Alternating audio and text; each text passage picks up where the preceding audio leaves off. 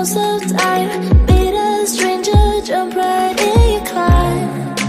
Waking up on your sofa, next to half-filled bottles from last night. I don't even know where we are. I'm naked and I don't know you. But if you want.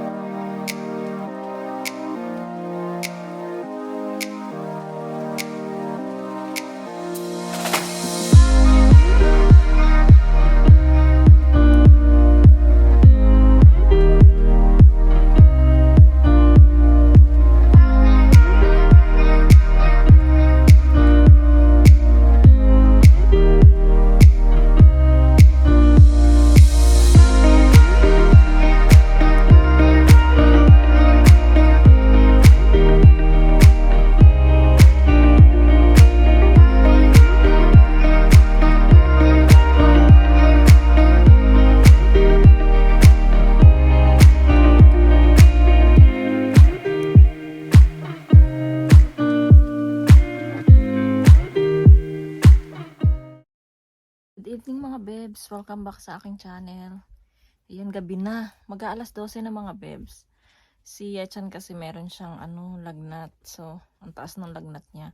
Nag-start yun kanina umaga, so hindi ako nag-vlog kaninang umaga kasi nga inasikaso ko siya. So ayun, ngayon andun yung tatay niya, dun sila sa sala matutulog. So si Mr. ngayon yung magbabantay kay Yechan. So si Yeram dito naman matutulog sa tabi ko.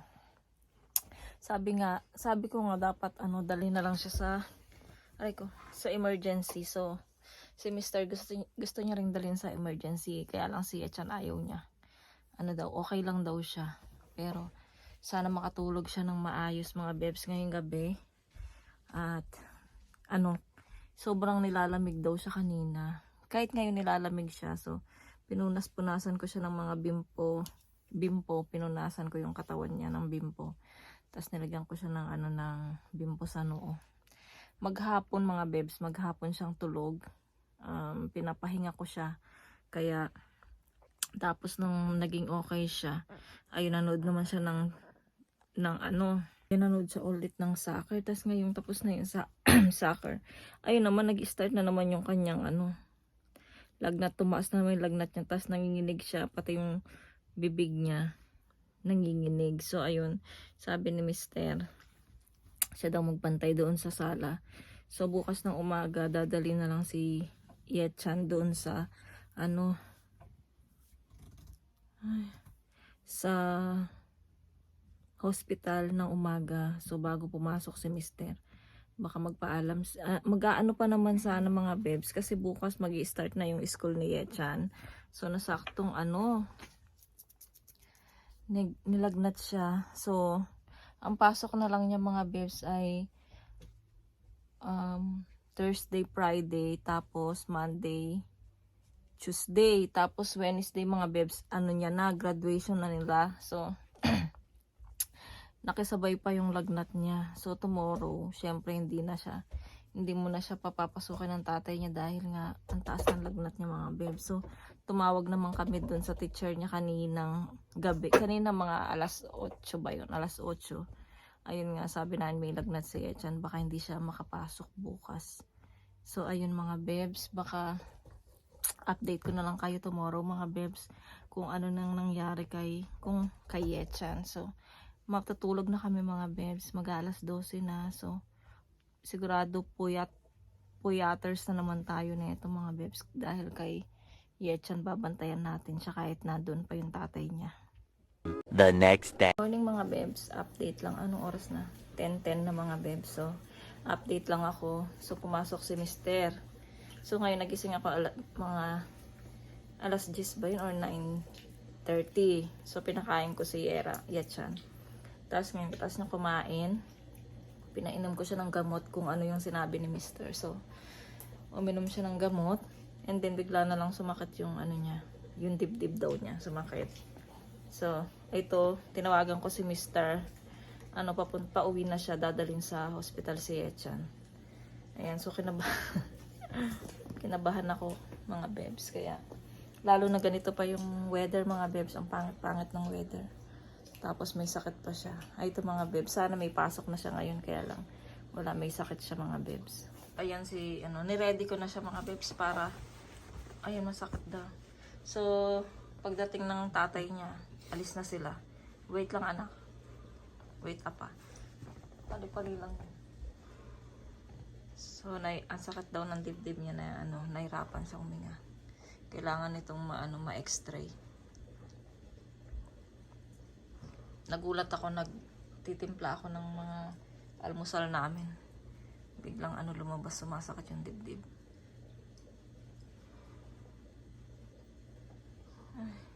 It's 10, na po.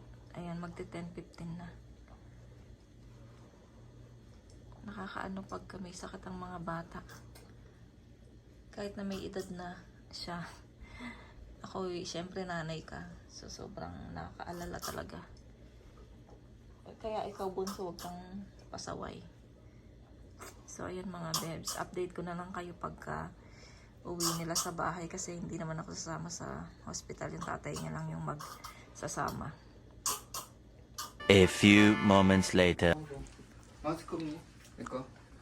없어? 검은 거 마스크 안 있던 거 아까. 이렇게. 가자. 가자. 아빠 모자. 내 모자 어디 뭐? 저기 문 뒤에. 아빠도 고생. 예찬 모자. 모자. 이거 줘, 예찬이. 머리카락 너무 때문에 나중에 모자 있잖아, 모자 있잖아. 괜찮아, 아니야. 아, 조금 심면 아파? 조금 심면 아파? 그러니까 그건 아니고.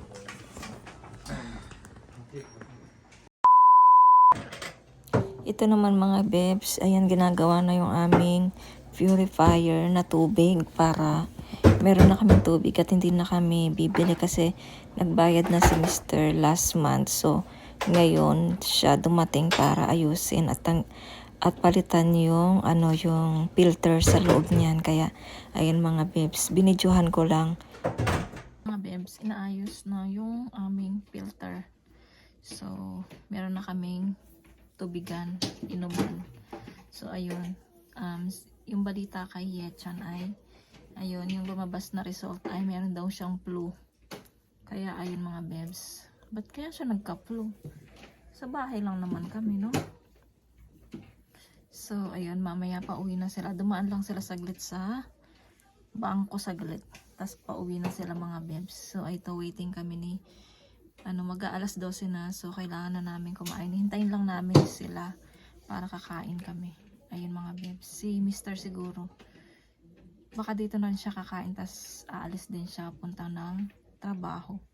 Kasi dinala lang niya sa hospital si Yetchan. So, ayun. Tapos mamaya maligo kami ni Yeram.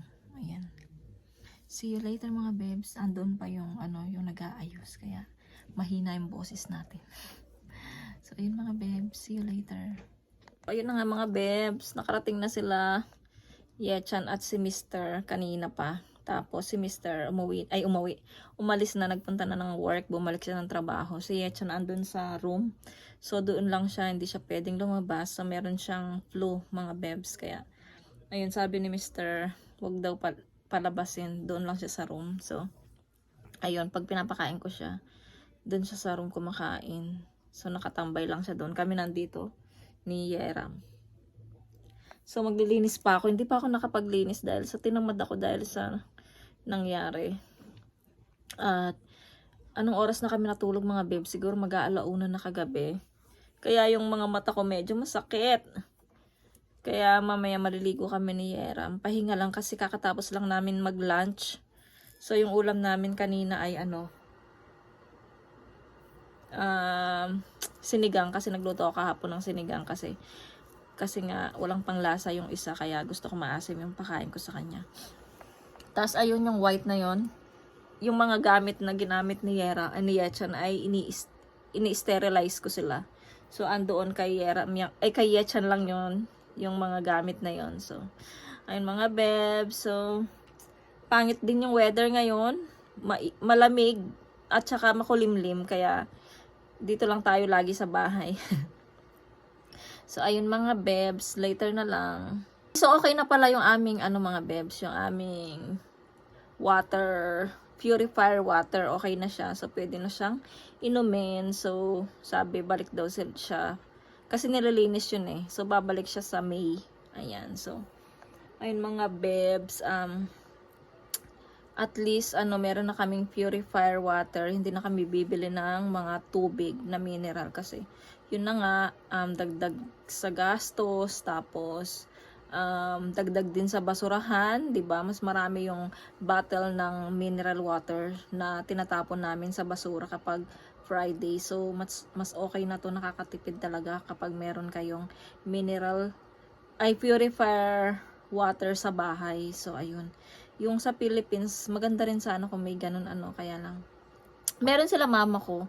Kaya lang, yung bumibili din sila ng tubig, yung galon-galon, ganon. So, mas okay yung ikakabit siya sa ikukonek lang siya sa, katulad nun dito sa amin, kinukonek lang siya sa gripo, tapos pag pupunta na siya sa loob ng, nasasala yung dumi, ganon. So, ayun mga bebs, na kwento na naman tayo. So, magpahinga lang ako, tapos maliligo kami ni Yeram, tapos magbabacuum pala ako, mga bebs. So, ang dami kong gawain ngayon. So, ako lahat ang kumikilos ngayon, mga bebs. Hindi makatulong yung isa kasi nga may sakit siya. So, ayun.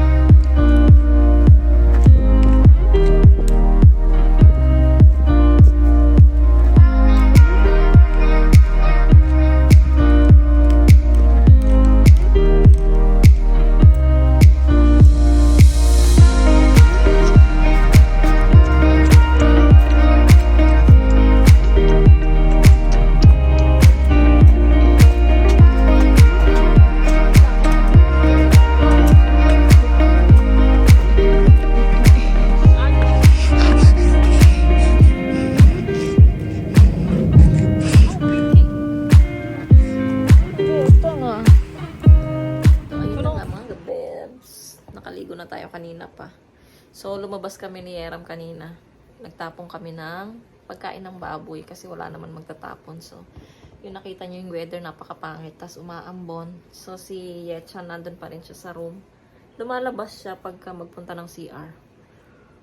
Tapos, ako naman, nagpipirito ako ng isda, mga bebs.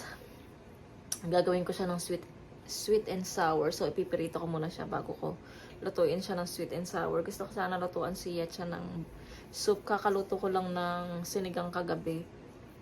So, gusto ko sana sopas. Kaya lang, wala akong ingredients dito, mga bebs. Wala akong chicken. Meron akong repolyo, pero wala akong carrots. Ayun sanang gawin ko. Kaya lang, wala. So, baka try natin bukas.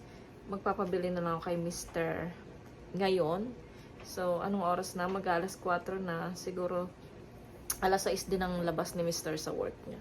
So, ayun mga bebs. Sa, pa naman, mag-graduate si Yechan sa 7, mga bebs. So, dapat gumaling na siya agad. Tapos, bukas, hindi pa rin siya makapasok hanggat hindi matanggal yung kanyang flu, mga bebs. So, mula naman na silang klase. Ano lang sila? Yung magpapakita lang ba sila doon? So, kasi 4 days na lang yung papasukan nila doon sa school. So, tapos mag-graduate na sila. Kaya, wala, nasaktong nagkasakit si Yechan.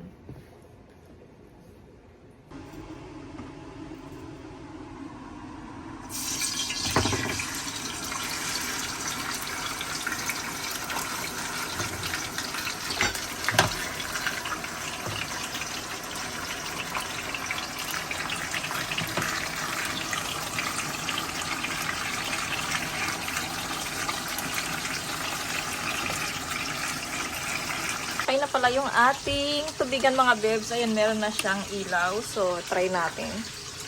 Ayan. Ayan. Diba? Ayan. So, okay na siya. Merong 120 ml, 500 ml, and then 1000 ml. So, ayan mga bebs. Okay na yung ating tubig. Ayan. Ay, focus. Sorry.